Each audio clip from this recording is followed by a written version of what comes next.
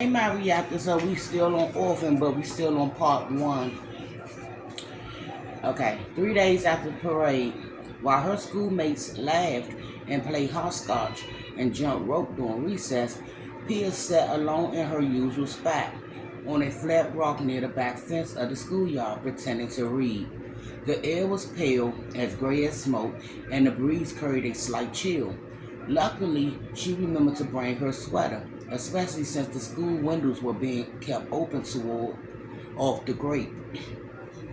Her three-quarter length dress had long sleeves and her cotton stockings were thick, but the flowered satin material of her skirt and bodice was worn and thin.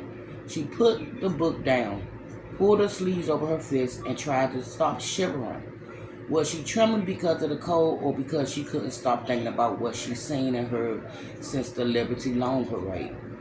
Mr. Shipment, Mrs. Shipment had told Muddy that within 72 hours of the parade, every bed in each of the city's 31 hospitals was filled with victims of a new illness called the Spanish flu, and the hospitals were starting to refuse patients. By day 4, the illness had infected over 600 Filipinos and killed well over 100 in one day. Pia overheard the teachers talking about the shortage of doctors and nurses because of the war, and that poorhouses and churches were being used as temporary hospitals. More posters went up that read, "Spitting equals death," and the police arrested anyone who disobeyed. Another poster showed a man in a suit standing next to the outline of a clawed demon rising from what appeared to be a pool of saliva on the sidewalk, with the words, "Halt the epidemic, stop spitting everybody." And because everyone was wearing pouches of garlic or Campbell balls and cheesecloths around their necks, the streets were filled with a foul, peculiar odor that she couldn't help thinking was the smell of death. Most frightening of all, she heard that those who fell sick were often dead by nightfall. Their faces turned black and blue, blood gushing from their mouth, nose, ears, and even their eyes. She has been having nightmares too, filled with ghastly images of the parade spectators, flashing in her mind like the jerky moving picture in a penny arcade. Each face with black lips and purple cheeks and blood coming from their mouths and eyes. Every time it happened, she woke up in a sweat. Her arms and legs tangled in the sheets, her stomach and chest sore and aching. Just thinking about it made her queasy. The stench wafting up from the garlic tied around her neck didn't help. She took the proved necklace off and laid it in the grass, then lifted her chin and took a deep breath, inhaling a familiar sense of fall, a mixture of moist earth, sunburnt leaves, and chimney smoke. But despite the fact that the air smelled significantly better than the strong odor of garlic, it still reminded her of her first, excuse me, y'all, dreadful day in her new school last year. She could still hear the voices of her mother and her new teacher. "Did you see the letter I sent into school, Miss Dury?" Muddy had said. "Yes, Miss Lange, I received the note, but I'm not sure I understand it. Forgive me, I only wish to make sure," Muddy said, hesitating. "My Pia is, how do you say, delicate? She does not like crowds or anyone touching her. I'm not sure why." Her mother started wringing her hands. "But she is a normal girl and smart. Please, can you be sure the other children, Miss Lange, I don't see how. Pia needs to learn. She needs to be at school. I don't want her to." "All right, Miss Lange," Miss Dury said. "Yes, I do my best, but the children come into contact with each other while playing all the time, especially during recess. It's part of learning. Sometimes I won't be able to stop it from happening." "Yes, I understand," Muddy said, "but if Pia doesn't want, if one of the other children does not know to leave her alone, please." Miss Dury put a hand on her mother's arm, looked at her with pity-filled eyes, and said, "Don't worry, I'll take care of her, and I'll let the other teachers know too." Muddy nodded and gave her a tired smile, then said goodbye to Pia and left.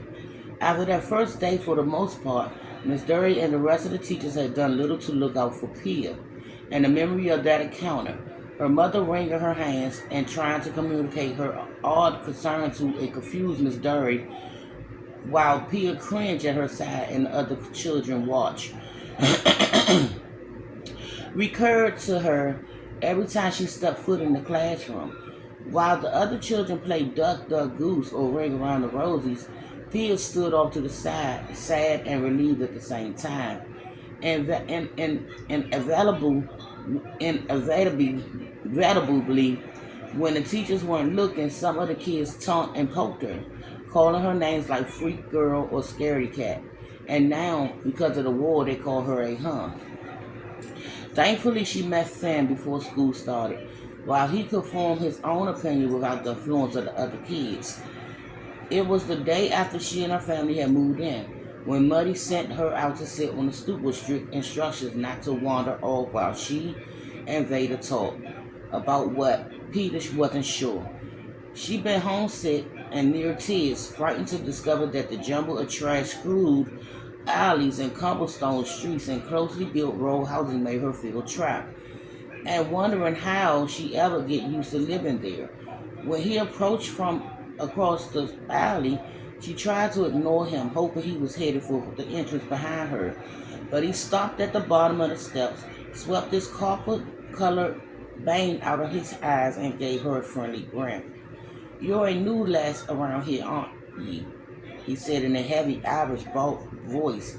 "I'm Finn Duffy, your neighbor from across the street." He pointed at the shabby buildings across from hers, a four-story brick with narrow windows and a black fire estate. She nodded and forced a smile. She didn't feel like talking but didn't want to be rude either. "Yes," she said, "we moved in yesterday. Nice to meet you. What did you say your name was?" "Oh, sorry," she said. "I'm Pia Lange." "Well, nice to meet you, Pia Lange. Can I interest you in a game of marbles?" He pulled a cloth sack from the pocket of his threadbare trouser. She shook her head. "No, thank you." "Will you mind if I sit with you then?" he said. "You look rather lonesome, if you don't mind me saying so." She thought about telling him she wanted to be left alone, but didn't want to start off by making enemies. Instead, she nodded and moved over to make room, gathering her pleated skirt beneath her legs and sitting on her hands. He smiled and sat beside her, a polite distance away. To her relief, he kept quiet, almost as if he knew she didn't feel like making conversation. Together they sat lost in their own thoughts, watching three colored girls with braids and pigtails play hopscotch across the way. One held a rag doll under her arm, the doll limp's head flopping up and down with every jump. A group of ruddy-cheeked boys in patched pants and worn shoes kicked a can along the cobblestone, shouting at each other to pass the can their way. Snippets of laughter, conversation, and the teeny music of phonographs dripped down from open windows, along with the smell of fried onions and baking bread. Line after line of laundry hung damp and unmoving in the humid air above their heads, crisscrossing the rows of buildings like layers of circus flags. People of all color and ages and sizes spilled out into the fire escapes, some sitting on overturned wash tubs and kettles, all looking for relief from the heat. An old colored woman in a dirty scarf and laceless boots limped past, humming and pulling a wooden cart filled with rags and old bottles. She skirted around two boys about 7 or 8 playing cards on their knees in front of the stone building 3 doors down. One of the boys glanced over his shoulder at her, then jumped to his feet, grabbed something from her cart and ran, laughing, back to his friends. The old woman kept going, obviously to the fact that she has been robbed. The second boy gathered the cars and did the same. Then they both started to run away. Finn shot to his feet and chased after them, cutting them off before they disappeared down a side alley. He yelled something Pia couldn't make out, then grabbed them by the ears and dragged them back to the old woman. After returning her things to the car, the boys hurried away, rubbing their ears and scolding back at him, muttering under their breath. The old woman stopped and looked around. Finally, something was amiss. When she saw Finn, she shooed him away and squatted at him with a thin gnarled hand. He laughed and made his way back to Pia, shrugging and lifting his palm in the air. Pia couldn't help but smile. Do you know her? She said. I don't, he said, catching his breath. He sat back on the scoop beside her and wiped the sweat from his brows. But I see her every day selling rags and bottles on the corner.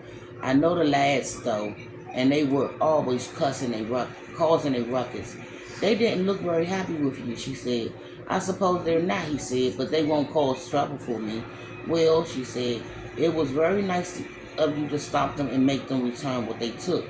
He gave her a sideways grin. Why isn't that grand? You think I'm nice? Thank you, Pia Lange. He crawled up her face. She nodded because she didn't know what to say, then went back to watching the girls play hopscotch. Did he really think what she said was grand, or was he making fun of her?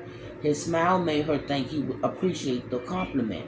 So she told herself that was the case. Not that it mattered. Once he found out she was German, he'd probably never speak to her again. He sat forward, his elbows on his knees, and watched the girls play hopscotch too. We came from Ireland 3 years ago, he said. How long you been in the States? Since I was 4, she said. He raised his eyebrows at her. That long? She nodded. Living here in Philly the entire time. She shook her head. We came from here from Hazleton, Pennsylvania, my father worked in the coal mines. He forced a hard breath between his teeth. That's a bloody way to make a living. So y'all be back still with chapter 1, and we'll continue with Pia. Bye, Mariakas.